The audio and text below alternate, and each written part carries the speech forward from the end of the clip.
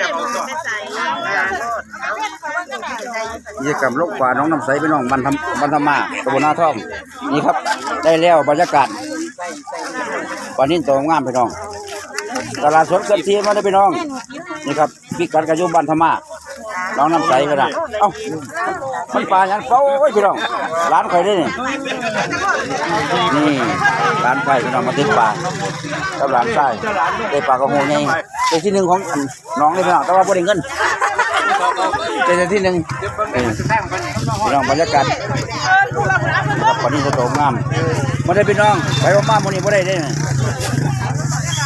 ว่างเห็ดยังล่ะว่างเห็ดยังล่ะวิทย์เหนือจะไปกลมกองก้นขึ้นแดงจี้หมดแล้วนี่ก็บรรยากาศขายปลาพี่น้องลูกขางน้องพี่น้องอันนี้เส้นสัวได้พี่น้องเอา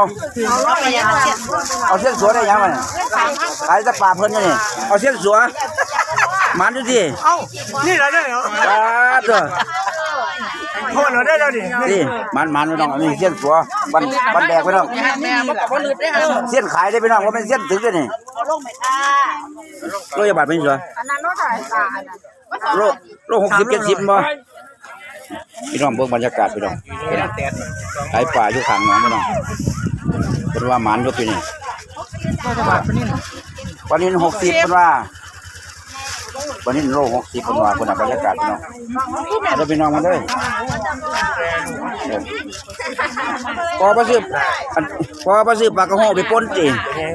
ว่าจะซื้อปลาซิวว่าปลาโหไปป่นตัวละ13โลปลาซิวไปป่นมันจะก้มเด้อกองก้นเอาอย่าเอาเด้อเก่งไงขาย3 โลคูณอันนี้แม่ขาย3 โลเลย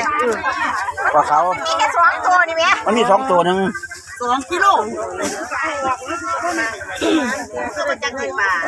ยาวมาจุป่าเพื่อลูกเอาไงม่อมมาซื้อยังเอาเนื้อมาซื้อปลาไปนั่งเลยนี่ก็แค่ส่วนตัวไปน้องได้จักหน่อยจังเลยไอ้ล่ะ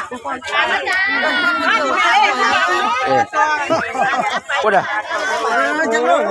13 โล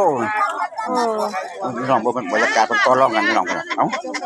ลงตัวไปลงแล้วพี่น้องได้มากก็ค่าขายพี่น้องพี่น้องไอ้คนเหมาได้พี่น้องเหมาดูนะครับบรรยากาศ